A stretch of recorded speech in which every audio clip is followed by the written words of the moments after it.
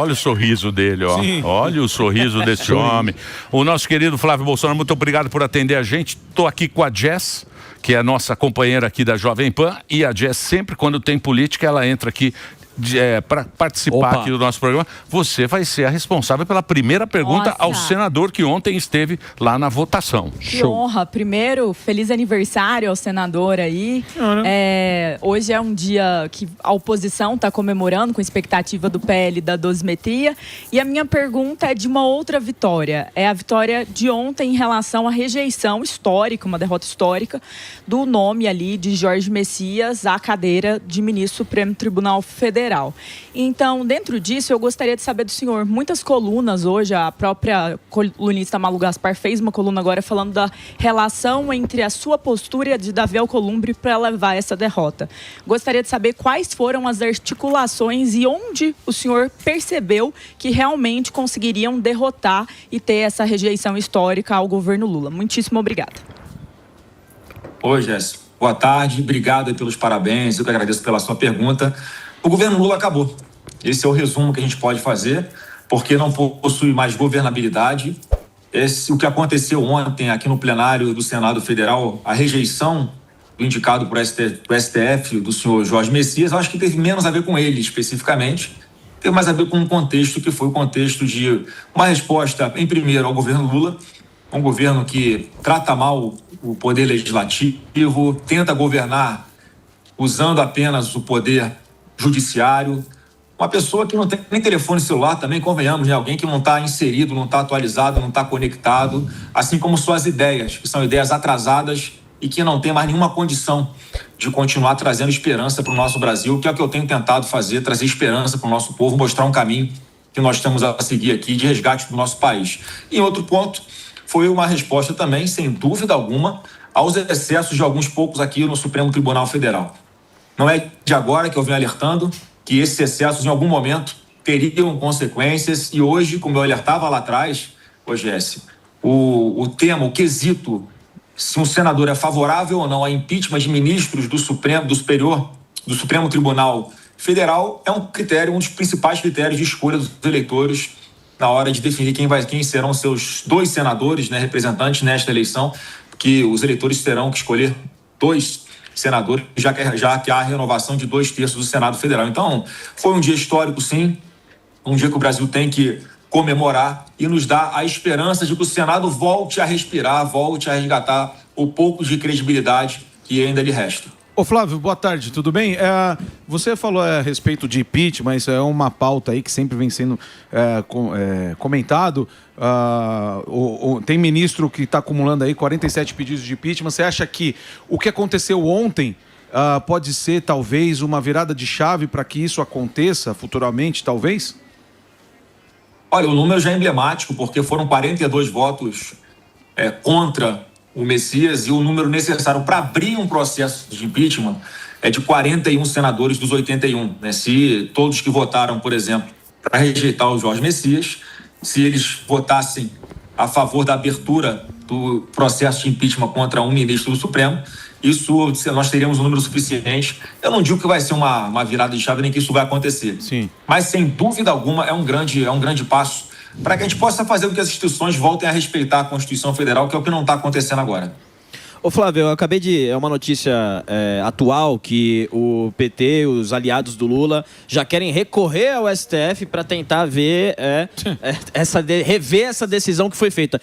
Isso está cada vez mais recorrente, né? Os partidos, eles procuram o Supremo Tribunal Federal para rever algumas coisas. Você acha que isso também, pegando carona no que o Rogério falou, isso também é pode estar mudando esse negócio de toda vez pegar e recorrer para o Supremo? Pode ter uma pausa nisso tudo? Olha, essa é uma ferramenta costumeiramente usada pela esquerda, principalmente pelos partidos menores. Quando não conseguem a vitória no plenário, aqui no Poder Legislativo, eles recorrem ao Supremo. Essa é uma prática que tem trazido muitos problemas para o nosso país, muita insegurança jurídica, porque o problema não é o ajuizamento dessas ações. Porque a grande parte delas, 99% delas, são ações que mereciam ir para a lata do lixo. O problema é que chega na mão de alguns ministros supremos e eles dão prosseguimento àquilo. Então virou uma rotina. o parlamentar aí que perde aqui no voto tenta a sorte lá no sorteio, na distribuição no Supremo Tribunal Federal, um sorteio que muitas vezes, né, acaba caindo no colo de um certo ministro ali, coincidentemente, em função deles darem prosseguimento dessas ações, isso acaba virando um ciclo vicioso que é muito ruim.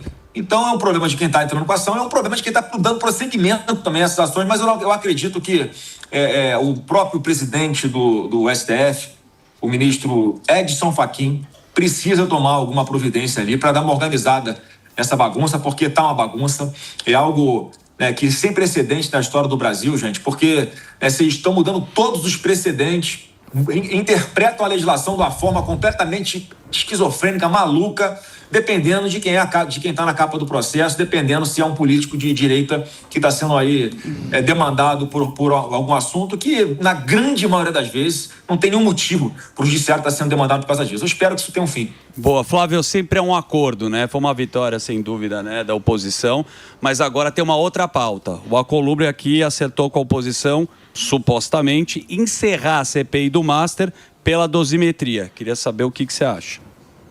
Não, isso não houve, isso não aconteceu, essa negociação. Tá? Tanto é que aqui o que precisa para votar, para ler, fazer a leitura desse requerimento de CPMI do Banco Master é apenas haver a sessão congressual. Ontem houve sim um acordo para um item único, aliás, hoje para um item único, que é a votação da dosimetria, porque é um assunto que está interditado ali, mas não tem, vamos votar, vamos derrubar esse veto, se Deus quiser daqui a pouco, eu estou aqui com vocês e o pau está cantando aqui no plenário, vendo na televisão, estava lá agora me divertindo um pouco, rebatendo essa esquerda odiosa. É sempre um prazer vencer no debate a esquerda, mas não houve esse acordo, não tem esse acordo. Na próxima sessão congressual, isso vai voltar a ser pauta aí, todos verão que nós aqui da direita não vamos negociar isso. A dosimetria é para diminuir as penas, né? Isso. Porque a pena até então ela era somada. Por exemplo, você tinha 4 anos aqui, mais 4 anos Exato. lá, e agora vai diminuir a pena. Ela vai para 4 anos, depois a outra pode cair para 1/6. É mais ou menos isso que é a dosimetria. Você acha que vai passar? E aí o Bolsonaro... E o velho? Jair. Tá certo. Diz que o velho precisa operar e não estão deixando ele operar. É isso mesmo? O velho, o Bolsonaro. Emílio, vamos lá. Falando com relação ao meu pai, né, ele pediu ali, né, pro cara lá autorizar ele a fazer uma cirurgia no ombro. Ele tá com muita dor no ombro, precisa fazer uma cirurgia e assim, eu acredito que isso vai ser autorizado, a qualquer momento isso pode ser autorizado. Ele vai fazer cirurgia que não é uma cirurgia de urgência, né? Então, isso aí eu acho que vai acontecer muito em breve. Agora, Emílio, a real é que esse PL da dosimetria é o que foi o Alexandre de Moraes deixou que fosse construído aqui no Legislativo. O relator que foi escolhido aqui, o deputado Paulinho da Força, ele constantemente ali fazia as reuniões e sempre consultava o Alexandre de Moraes. Olha só que ponto a gente chega. Consultou o Alexandre de Moraes para saber o que podia, o que não podia ir nesse projeto de lei, e a gente ali tentando a todo momento fazer uma anistia ampla, geral e restrita, mas a realidade se impõe, nós não temos um número suficiente, principalmente de senadores, para aprovar esse projeto da forma como merecia ser, de uma forma justa e que zerasse a vida, né? Devolvesse a normalidade para a vida de centenas de inocentes brasileiros que foram perseguidos por ocasião do 8 de janeiro. Então, o que está sendo apreciado aqui é porque o Lula vetou, que nós aprovamos, uma votação muito elástica na hora de apreciar esse projeto, vai para o presidente da República, ele vetou, e a gente aqui agora está trabalhando para derrubar desse veto. Eu acredito que o veto vai ser derrubado, sim. E como foi dito aí também, né? Vamos ver se não vão procurar de novo o próprio Supremo Tribunal Federal, porque perde no plenário e recorre para os amigos ali do outro lado da Praça dos Três Poderes. Eu espero que isso não aconteça, mas há uma chance disso acontecer. E com relação ao velho, o Emílio, para concluir, ele é um cara tão diferente, um coração tão grande, que ele sabe que essa redação não vai colocar, não dá direito a ele fazer uma progressão de regime, por exemplo. Mas 99% das pessoas que foram perseguidas e condenadas nessa farsa do 8 de janeiro, elas vão poder ir para suas casas. Isso aí é o que está motivando ele. Ele está muito ansioso. Vou estar com ele daqui a pouco na parte da tarde. Espero já estar lá com ele para dar um abraço, comemorar essa dupla vitória que o Brasil, se Deus quiser, vai ter daqui a pouco aqui no plenário também, com o derrubado do veto da dosimetria. Mas agora nós queremos saber qual foi o papo. Temos as imagens aqui. Imagens aí. Nós temos as imagens aqui. Não vamos fazer a leitura labial, nós vamos querer saber direto. Que você, diretamente, você vai dizer qual foi o papo. Qual a pauta? Neste momento, qual foi a pauta aí, ó. Jacques Wagner. Isso, nesse momento você e o Jacques Wagner. Foi antes da votação. Isso. Jaquinho. Não, e tem muita gente dizendo aí, tem bastidor colocando a reação do Jacques Wagner ali no momento do anúncio da rejeição como no mínimo estranha, porque ele sorri, ele abraça o presidente do Senado, Davi Alcolumbre, ele não estava satisfeito com a indicação do Messias. O que acontece? O que tá rolando aí, meu querido Flávio? Senão não vou... Não, a gente estava... Não, olha, Emílio, a gente estava batendo um papo sobre a votação que ia acontecer, né? Eu dizendo que tinha convicção de que nós iríamos ganhar, que o governo ia perder e tal. E eu acho que, assim, eu sempre tive uma relação boa com ele aqui, respeitosa, né? Eu sempre fui assim, converso com as pessoas, né, que dão ali espaço para a gente trocar uma ideia e tentar construir alguma coisa em conjunto. Ele é um cara que, se não fosse o Jacques Wagner, o governo jamais estaria na condição que está, porque se hoje está ruim, sem ele está bem pior. Eu quero dizer isso, que em função de ele ser o líder do governo, ele é uma pessoa que tem que reconhecer essa habilidade dele de conversar e dialogar e conversar e tentar construir pontes. Em função disso, ele ainda conseguiu algumas vitórias para o governo Lula, mas agora, essa ele não conseguiu evitar, não era inevitável, na verdade, por causa desse contexto que eu falei no começo aqui, de uma resposta ao Lula e uma parte do STF, e ele sabe que a partir de agora a missão dele ficou impossível. O governo Lula acabou. Depois dessa votação de ontem, eles simplesmente já não tinham uma base muito consolidada. Agora, então, essa base se esfacelou completamente. Eu tenho a convicção de que ele não vai conseguir mais fazer mal ao povo brasileiro, enviando aqui para o Congresso Nacional projetos que são ruins, como para aumentar impostos ou para passar a mão na cabeça de bandido, para andar apenas para bandidos. Senador, aproveitando para falar sobre projetos ruins, o governo conseguiu a aprovação dentro do Senado Federal de maneira unânime do PL da misoginia. Ontem, inclusive, o presidente da Câmara, Hugo Mota, anunciou a deputada Tabata Amaral, do PSB de São Paulo, como relatora desse projeto e ainda foi além. Prometeu que sua aprovação deverá vir agora já antes do recesso, ou seja, em junho. Esse projeto, para aqueles que defendem a liberdade de expressão, ele pode ter consequências muito negativas e que até afastam algumas garantias e defesas das mulheres. Afinal de contas, muita gente vai temer as contratações, as repercussões penais que isso poderá dar num futuro. Então, a minha pergunta é, qual é a mobilização que o senhor, como uma das lideranças da oposição, está fazendo, se está fazendo contrária a esse projeto? E mais, muita gente colocou que o senhor não teria prontamente sido ativamente contra esse projeto por questões relativas ao voto feminino e à rejeição que isso gera. Como que o senhor encara tudo isso? Não, Jéssica, a realidade é a seguinte, esse é um projeto que não defende as mulheres e que eu vi aqui, a gente tentou aprovar uma emenda do senador Carlos Portinho para tirar essa parte de ataque aí à liberdade de expressão nas redes sociais. Só que aqui, como é que funciona o regimento da casa? Se você faz uma votação nominal de um projeto, para você fazer uma nova votação nominal, tem que passar pelo menos 1 hora. Então, o que o governo fez aqui? Pediu a votação nesse projeto, principalmente, depois a gente não conseguiu aprovar a emenda do Carlos Portinho. E a gente tem a convicção de que lá na Câmara esse projeto vai ter a sua redação melhorada e, se Deus quiser, alguma obstrução para que ele sequer seja pautado, Jéssica. Eu sou a favor de qualquer projeto que defenda as mulheres.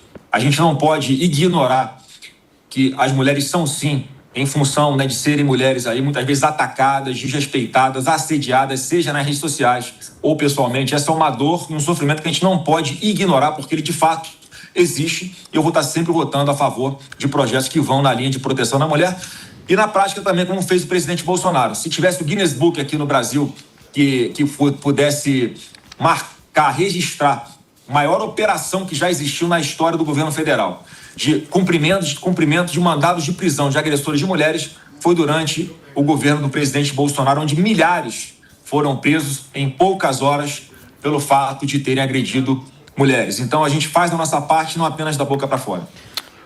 O Lula tá bravo, hein? Tá. Por Tá. quê? O Lula tá bravo. Não, diz não que o Lula... gostou. Não gostou, lógico. Mas diz que muita gente pulou do capítulo, já pediu a exoneração imediata Ó. De quem? dos cargos de confiança, da carreta furacão. A carreta tá indo Carreta embora? furacão, Entrou pra carreta. Diz que os caras ligados ao Columbre e tal. Sim. E quem foi o traíra Quem foi do o Lula? X9? Quem foi o traíra aí O talarico. Ao do Columbre? Lula? Interrogação. Hein, ô Flávio? Você que sabe, você sabe. Você Vai. sabe. Você sabe. A gente desconfia, eu Emílio, a sinto- gente desconfia. Você tem as Conta informações. pra gente. O votinho secreto ali é difícil de falar como é, que cravar como é que cada um votou, né? Mas, obviamente, para chegar ao número de 42, Não é? gente que estava votando com o governo votou diferente. Eu acho que pesou o seguinte ali, ontem até, Emílio, eu cheguei a falar que não tinha feito uma articulação e tal, mas por causa daquele momento, eu não gosto de ficar tripudiando em cima da pessoa que acabou de sofrer uma derrota, né, que obviamente é muito vergonhosa para ele, né? Então, naquele momento, eu preferi falar que apenas tinha pedido o voto contrário. Mas, na verdade, houve sim uma grande articulação que eu participei, especial na terça-feira de manhã. Nós fizemos uma reunião no nosso bloco parlamentar aqui, que vai além apenas do PL, e eu expressei ali isso tudo que nós falamos aqui, o momento que exigiu uma resposta do Senado para o governo federal, para esses poucos ali no Supremo também, e que isso seria, sim, algo muito importante para o futuro do país, porque ia ser o terceiro amigo do Lula que ele ia tentar colocar ali no Supremo, que a gente estava vendo como é que as decisões são tomadas aqui por parte do Supremo Tribunal Federal, em função de quem está na capa do processo. Eu tenho certeza ali que por influência de quem indicou essas pessoas nesse atual governo, e a gente ia estar apenas reforçando todo esse clima que existe hoje de ativismo judicial e de perseguição, porque era mais um amigo do Lula e que tem historicamente relação ideológica com a esquerda e com o PT. Então, em função disso e também da expectativa que já havia, não há uma promessa com relação a isso, Emílio, mas há ali um sentimento de que o presidente do Congresso, Davi Alcolumbre, pode ser que paute apenas após as eleições essa questão de um novo indicado para o Supremo Tribunal Federal nessa vaga, que era do Barroso. Nessa vaga nem era do governo Lula. Ele antecipou a saída dele para que Lula pudesse indicar. Então essa vaga não era de direito dele. E essa expectativa de mudança do governo pode ter motivado, já que eu sou uma pessoa que transito bem aqui no plenário do Senado, no plenário da Câmara. As pessoas me conhecem aqui na política e sabem que uma indicação minha, porventura, lá na frente, né, se fosse por vontade de Deus, jamais ia ser na linha de colocar alguém lá que promovesse perseguição política aos adversários, né? Então, isso tudo pode ter pesado. E vamos ver se o Davi, se é que o presidente Lula vai enviar para o Senado Federal um novo nome, e em caso ele indicando, o Davi tem duas opções. Ou ele não aprecia, ou ele apenas vai apreciar esse nome após as eleições, ou no ano que vem apenas, se o atual governo for derrotado, como acredito que será, porque a única certeza que eu tenho é essa, que o Lula não será mais o presidente do Brasil a partir de 2027. Eu só vou fazer um break agora para a Rede de Rádio. Muito obrigado pela sua audiência, muita gente acompanhando. Flávio Bolsonaro está aqui ao vivo com a gente, está lá em Brasília. Daqui a pouquinho vai ter outra votação. Ele está disponibilizando o tempo dele para bater um papo com a audiência do Pânico, que nesse momento é muito grande em todo o Brasil. Vou fazer um break rapidinho para a Rede de Rádio, para você que está acompanhando nas plataformas. A gente continua. Vai lá, Reginaldo. Boa. Aproveitando esse momento de celebração, esse sorriso no canto do seu rosto, Flávio, eu percebo que agora a gente pode fazer uma pergunta direta para você. Você esteve recente agora com o Romeu Zema e falou, verdade. Será? E ao mesmo tempo, será que o Romeu Zema vai ser seu montar a vice? chapa. Vamos montar a chapa, porque agora é o momento que você saiu de um churrasco, comemorou com a oposição, você pode abrir o coração aqui no programa. Minha pergunta. É Romeu Zema ou Tereza Cristina? Interrogação na tela. No pique. Não posso falar agora. Muito bem. Jess, tem pergunta, Jess? Não, tudo bem. Você não pode falar qual dos dois é, mas o nome de Romeu Zema está sendo seriamente considerável. Teve gente que falou que ele está radicalizando. Você vê isso como um problema ou você acha que a postura dele, ativa, até mesmo nesse caso aí do ministro Gilmar Mendes, na verdade é positiva e saudável para a democracia? Na verdade, que o Zema está fazendo é o que a gente já faz há 4, 5 anos, né? Denunciar os excessos do Supremo Tribunal Federal, né? Que bom que esse ano ele também está ali atuando de uma forma mais incisiva. Eu acho que esse é um sentimento geral dos brasileiros, né, que não concordam com perseguição, que querem buscar o judiciário quando se sentirem injustiçados e terem a certeza que aquele juiz vai ser um juiz imparcial, que vai julgar a causa, não vai colocar nenhum outro fator não republicano na hora de tomar a sua decisão e, com isso, fazer justiça de verdade. Então, o Zema está nessa linha e ele é um pré-candidato, está colocado o nome dele, ele está dizendo para todo mundo, Jéssica, que ele vai manter isso aí até o final. Então, a gente está apenas conversando, eu tenho a convicção que todos nós, no final das contas, temos o mesmo objetivo, que é mudar o Brasil. E eu tenho a certeza, mais uma vez, né, que independente de ser no primeiro ou no segundo turno, a gente vai estar junto, né, porque hoje essa eleição é completamente diferente da de 2022. Na de 2022, o Bolsonaro estava lá sozinho, sendo atacado por todo mundo. E nessa agora está o Lula sozinho, ele será atacado por todo mundo com verdade. Diferente do que ele fazia lá atrás, com mentiras contra nós e com a ajudinha, claro, de parte do Tribunal Superior Eleitoral, que desequilibrou a disputa em 2022. Esse é mais um fator diferente esse ano. Não haverá esse desequilíbrio, porque hoje nós temos um TSE composto por pessoas imparciais, de verdade, que não vão promover perseguição política a lado nenhum. Então, a expectativa é muito positiva, é a questão de vice, a gente tem que pesar. Eu, de verdade, tenho para mim que é importante ter uma mulher experiente, competente, com visibilidade e que vá complementar algo à nossa chapa. Então, isso que vai ser o fator decisivo, Jéssica. Não vai ser o nome apenas da pessoa. A gente tem que medir ali se vai agregar ou não a esse nosso projeto de Brasil. Agradeço as suas palavras, Flávio, e independente do que acontecer, estamos juntos aqui para o bem do nosso Brasil. Agora eu quero saber de você, porque a gente sabe que nas Minas Gerais eu paguei todos os servidores e eu quero saber de você o plano do Flávio Bolsonaro, porque eu vou fazer privatizações, sim. Seus planos aí, além de tudo isso que a gente já sabe sobre o judiciário e tudo mais, e a democracia do nosso país. Quais os seus planos? Olha, a gente tem que arrumar nessa economia para começar, as despesas têm que caber dentro das receitas, como funciona na nossa casa, né?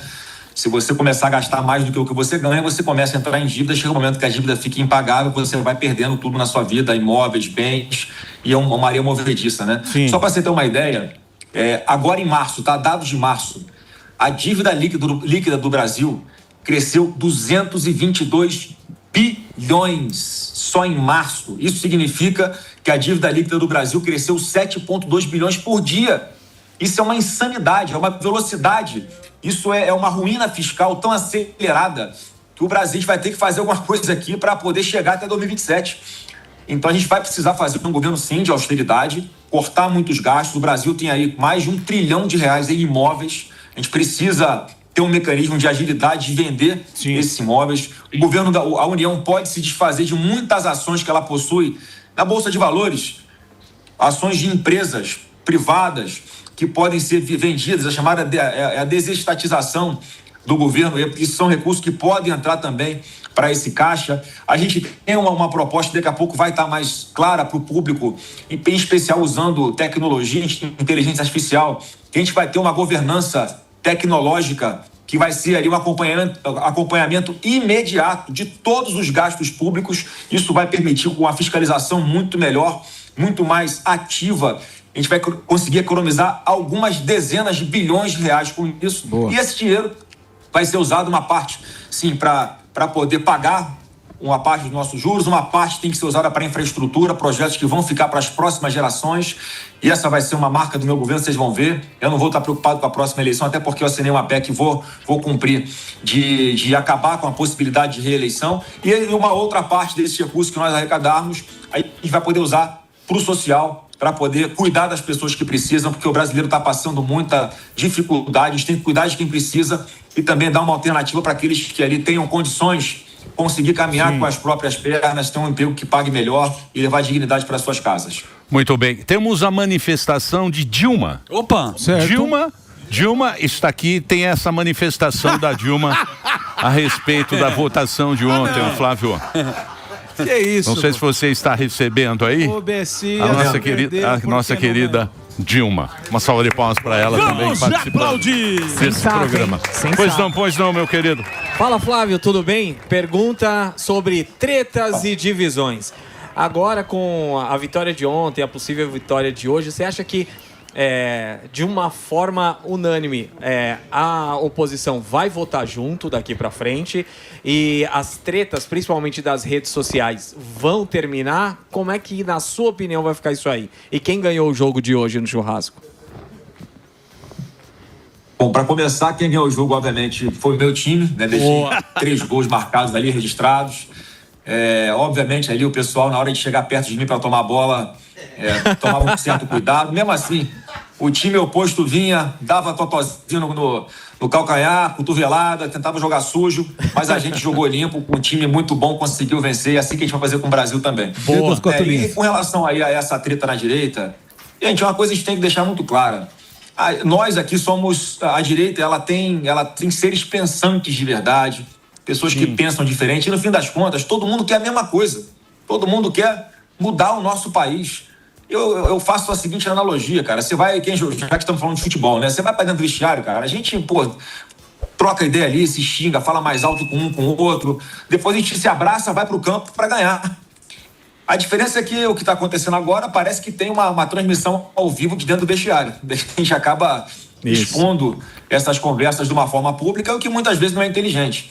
Mas a gente tem que respeitar quem pensa diferente. Estou respeitando o tempo de todo mundo. Eu já quero agradecer o PL Mulher, aí que está fazendo postagens falando já da nossa caminhada, falando de Flávio Bolsonaro. E assim que vai acontecendo, de uma forma natural, sem impor nada a ninguém.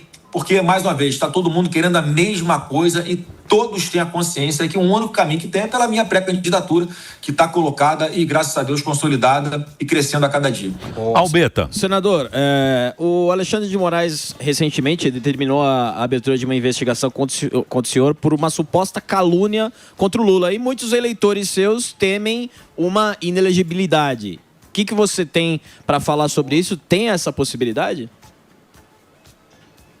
Não tem essa possibilidade de inelegibilidade, porque esse é um processo que, né, em tese, ele demora um pouco.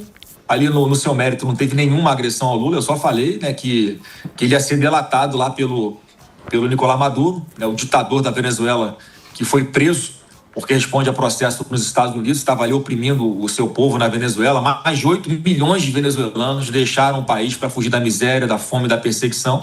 Então eu fiz apenas um post falando isso, dizendo que o Foro de São Paulo, que pratica mesmo, ali, é um grupo político na América Latina e América Central que se une, os governos se unem para se ajudarem, cometem uma série de crimes, né, desvios de dinheiro, enfim, uma série de atrocidades. Ele resolveu me processar por calúnia, que não existiu.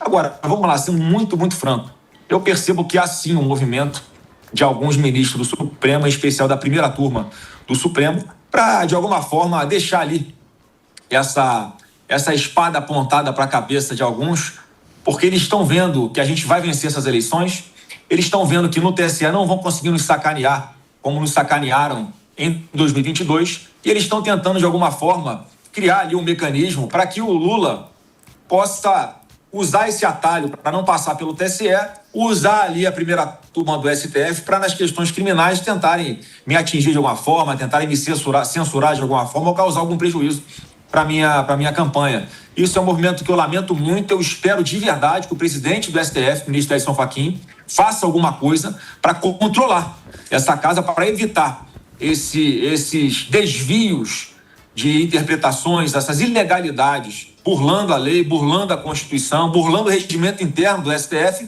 para tentar mais uma vez interferir nas eleições. Quem escolhe o presidente do Brasil é o povo. É você que está me assistindo. Não pode ser um ministro aqui numa canetada no STF. Ninguém vai aturar mais isso. Então, acho que o ambiente político no Brasil está mudando. Não há mais espaço para esse tipo de gol de mão. E eu espero de verdade que essa minha previsão não se concretize. O Gilmar aqui, o Gilmar Mendes aqui no X.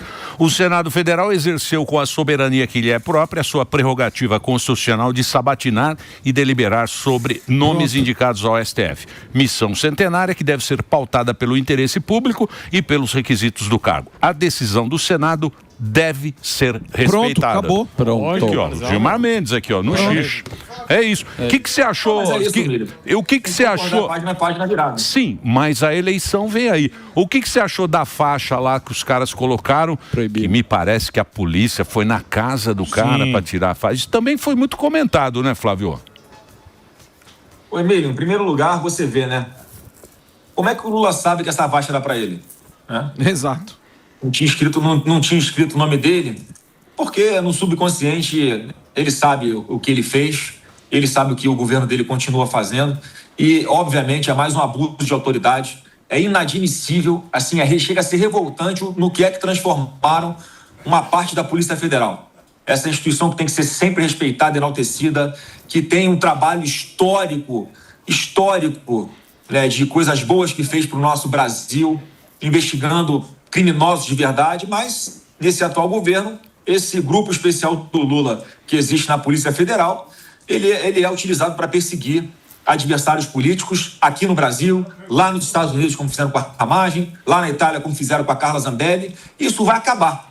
Podem ter certeza que isso vai acabar e todos esses policiais federais que estão se prestando a esse papel ilegal, eles vão ter que responder dentro da lei em algum momento, ou eles acham que eles vão ficar para sempre aí fazendo essas atrocidades, perseguindo pessoas, desgraçando a vida de tantos brasileiros de forma impune. Isso não vai acontecer. Com certeza, em algum momento, a gente vai poder resgatar a credibilidade e a honra da nossa Polícia Federal. Senador, um outro ponto dentro dessas questões de calúnia e difamação é que o PT agora, todo dia também, né, o deputado federal Rogério Correia até fez uma postagem sobre isso, tem tentado atrelar a imagem do caso Master a Bolsonaro e até especificamente fizeram uma postagem aí que atrelava o senhor a essa situação do caso do Banco Master. Eu queria saber quais medidas o senhor está tomando em relação a isso e eu vou além. A delação de Daniel Vorcário, Zettel e os demais envolvidos dizem que vai abalar a República. Qual é a sua expectativa e como o senhor imagina que isso impactará a eleição de 2026?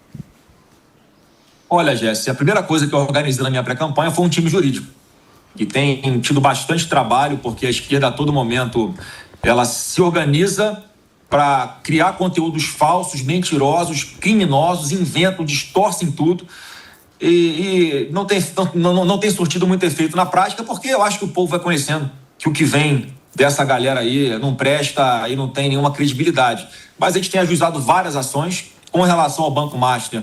Já há pelo menos 2 decisões judiciais favoráveis a mim, dizendo que eu não tenho absolutamente nada a ver com o Banco Master, que isso é uma fake news, uma mentira. Está escrito assim nessas decisões. E assim, a gente pretende ir rebatendo, infelizmente não é na velocidade que eu gostaria, mas assim, Banco Master é o seguinte, né? Querem a todo momento vincular a gente a algo que a gente não tem nenhum envolvimento. É até difícil você falar como é que você se defende de alguma coisa que você não fez, né? Como é que você prova alguma coisa que você não fez. E o que está trabalhando é esclarecendo a população, porque quem fez reunião secreta fora da agenda com ele foi o Lula, com o Daniel Vorcário. Foi o Lula junto com Galípolo, junto com o Rui Costa. A gente olha lá para a Bahia, onde começou toda essa fraude ao sistema financeiro, começou na Bahia. Ali os ativos começam a ser potencializados de uma forma fora da lei. Ali que há aquela questão do banco que vendia do mercado popular, que era público, e o PT privatizou para um amigo dele, Augusto Lima, e ali começa o V0 para que esses recursos pudessem começar a ser multiplicados, né, de uma forma assim, vezes 100, vezes 1000, vezes 1 milhão, um rendimento assim que nenhum brasileiro nunca viu na história do nosso país. Então, assim, o que já apareceu até agora do Banco Master apenas aponta para o governo Lula. Ele que fazia as articulações, ele que tentou ajudar de alguma forma, usando seus ministros, chamando fora da agenda esses atores. O que está mostrando ali, o que mostrou o Banco Master foi também o ministro Alexandre de Moraes usando a esposa ali para, enfim, um contrato de 129 milhões de reais, que não para de ter o contrato, não tem prestação de serviços, obviamente, feitas que justifiquem esse valor, muitas vezes o próprio ministro atuando como advogado. É isso que as investigações estão mostrando, portanto, absolutamente nada a ver com o presidente Bolsonaro. Agora, Emílio, eles tentam também nos vincular na questão do INSS. Sim, mais uma vez, não tem nada a ver. Dos velhinhos, né? Assim, Dos velhinhos. Qualquer brasileiro, Pois é, qualquer brasileiro que olha para aquela foto vergonhosa dos deputados do PT, da esquerda, comemorando o fim da CPI. Se eles estão comemorando o fim da CPI, que em tese me pegaria, eles estariam comemorando? Não, eles estão preocupados com quem? Com o filho do Lula. Esse sim que é suspeito de ter ali recebido uma mesadinha, né, de 300, um mensalinho de 300 mil reais por mês, chegando a 25 milhões de reais. Assim, qualquer brasileiro com 2 neurônios entende que a questão do INSS, do roubo dos velhinhos, dos aposentados do INSS, não tem pé nem cabeça a gente ser acusado de ter feito isso no governo Bolsonaro. Quer dizer, vai ser o Bolsonaro fez um esquema de corrupção para beneficiar o irmão do Lula, o Frei Chico, que era o diretor, que participava da direção de um dos sindicatos ali envolvidos no roubo, no desconto dos aposentados nos seus contra-cheques de forma ilegal. Então, assim, não dá liga, não para de pé. Mas eles vivem disso, né? De mentiras, de narrativas, e é o que cabe a gente, com a verdade, vir aqui de fazer tudo isso. Pegando essa carona aí no Banco Master, Flávio, pelo que eu consigo observar, parece que o PT e todo mundo vai colar em você essa pecha, né, do INSS, do Banco Master, que você é o candidato do sistema e também da Faria Lima. Como é que você enxerga essa estratégia do PT? Olha, eu não sou o candidato da corrupção do governo deles. Eles estão numa lama sem fim e querem puxar todo mundo para dentro da lama. Isso não vai acontecer. Eu sou filho do Jair Messias Bolsonaro, não sou filho do Lula, para me confundir com corrupto, né? Sim. Ô Flávio, você sabe que o Valdemar da Costa Neto sentou aqui nessa cadeira recente e ele foi para os Estados Unidos conversar com o seu irmão, o Eduardo. E teve, me parece, um ruído do Carlos Bolsonaro também, que é seu irmão, que falou, me ajuda a te ajudar, Valdemar. O que é essa relação e qual que é o papel do Eduardo Bolsonaro para você? Olha, o Eduardo Bolsonaro só está fora do país, né, porque ele é mais um perseguido político. A vontade dele era estar aqui. Alguém que certamente teria grandes chances aí de se eleger senador da República pelo estado de São Paulo, alguém que faz um trabalho brilhante, alguém que abriu mão da própria carreira, da própria vida, que foi para lá com a família, está longe de parte da família, alguém que em algum momento ainda vai ser reconhecido, sim, como um grande herói, porque ele está de lá lutando pela liberdade aqui do nosso povo brasileiro. Em qualquer ditadura, quando você não tem mais a quem recorrer dentro do seu país, a ditadura está estabelecida, você só pode se socorrer a mecanismos internacionais de direitos humanos, as organizações internacionais, né, que prezam pela democracia. É isso que ele foi fazer lá, denunciar o mundo. O que está acontecendo no Brasil está sendo muito bem sucedido nesse aspecto, né? E agora, com relação aí ao Valdemar, meu presidente Valdemar, a pessoa que a gente respeita demais, já pedi para ele dar um pouquinho menos de entrevista, que a gente acaba com a entrevista dele, a gente tem que ficar ali indo para cá e apagar alguns incêndios, mas é uma pessoa bem intencionada, um coração gigante, um cara que tem palavra e, enfim, ele toma algumas decisões da cabeça dele, onde ele tem liberdade para atuar como presidente nacional do nosso partido. Eu sempre peço para ele, para antes de anunciar alguma coisa, conversar com a gente, ele tem feito isso. Mas em algumas situações eu também sou pego de surpresa pelo que ele fala em entrevistas, né? Só que, mais uma vez, é um cara que tem sido muito correto com a gente e, mais uma vez, qualquer crítica a ele ou críticas dele a alguma pessoa, pode ter certeza que as críticas são sempre no sentido ali de ganhar, de acertar e de conseguir o melhor para o nosso país.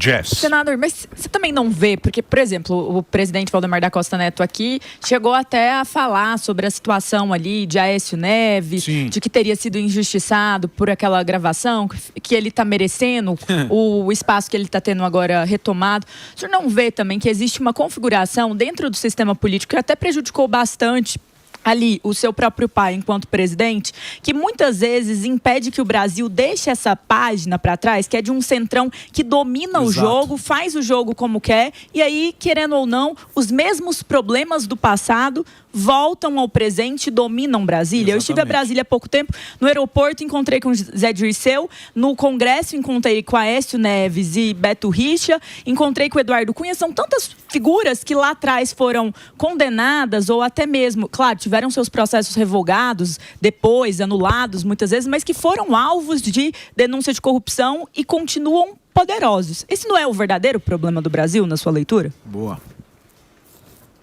Eu acho que assim, eles não têm mais esse poder todo que você está achando, não, tá? São pessoas que têm as suas histórias ali, políticas, né, pro bem ou pro mal. Algumas pagaram aí já pagaram pelo que fizeram. Eu sempre falo o seguinte, Jess, quem tem que tomar essa decisão é o povo aí na hora de votar.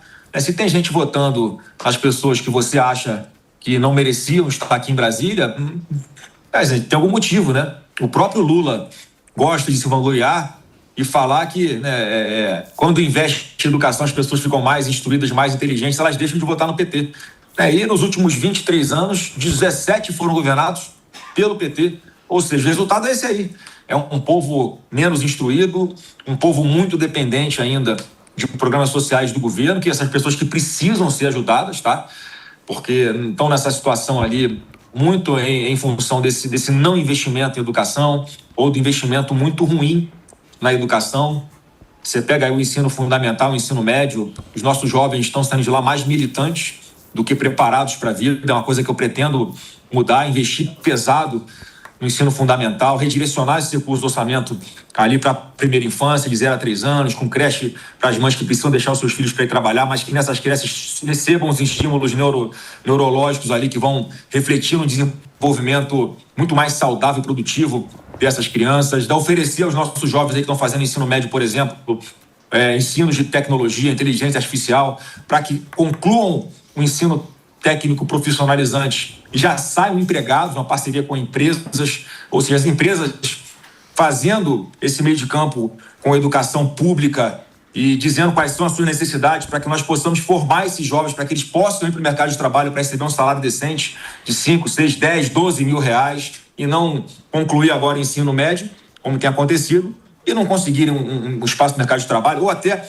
muita gente formada no ensino superior, e mais uma vez também, mal formada porque a instrução é ruim, né, das universidades públicas principalmente, e não conseguem um lugar no mercado de trabalho, acabam precisando viver ali de bolsas de pesquisa dentro das universidades, e bolsas que cá para nós, em grande parte das vezes, dinheiro público é usado para que pesquisas sejam feitas para algo que não interessa para o país. Então isso tudo precisa mudar, mas precisamos ter na cadeira de presidente alguém que pense dessa forma que eu estou falando, e também senadores e deputados aqui no Congresso que ajudem a consertar o orçamento, a legislação, para que a gente possa, de fato, pegar aí os próximos 5 anos e evoluir como se tivéssemos passado 50 anos, ou seja, 50 anos em 5 de desenvolvimento do Brasil. E para concluir, eu acho que esse ano é o fim do ciclo do PT. O Lula não deixou nenhuma liderança aí que possa fazer sombra ao alcance dele, né, ao espaço político que ele ainda possui no Brasil hoje, diferente de nós aqui da direita. Então a eleição de 26 vai dizer muito sobre isso. É o fim do ciclo do PT e eu tenho a convicção que a partir de 2027 isso vai ser muito fácil de acabar com essa polarização. Eu acredito de verdade nisso, porque vai acabar essa história de PT. Da minha parte, eu quero olhar para frente, eu não quero ficar falando de Lula. Óbvio que tudo que ele está fazendo de deterioração da máquina pública, isso vai precisar ser exposto, mas eu não vou perder o meu tempo com essa guerra de discussão de narrativa. Eu vou querer resolver os problemas do Brasil de verdade, e é o que eu pretendo fazer. É isso aí, tem muito problema para a gente resolver. O que a gente torce aqui, Flávio, e quem está ouvindo o Pânico, e principalmente nesse ano agora, é que a gente possa ter liberdade para discutir os problemas, para debater os problemas, para que a gente possa, para que não haja perseguição, para a gente poder realmente. Fala-se tanto em democracia, e você sabe que o principal da democracia é você ter a oposição poder se colocar, a situação poder se colocar e o povo poder decidir, porque é ele que no final vai escolher os caras na eleição. É isso aí, é tão simples. Oi? Ninguém aguenta mais tanta briga, a real é essa, ninguém aguenta mais tanta briga, eu também não. É por isso que eu falo que eu posso acabar com essa polarização, porque quando um não quer, 2 não brigam.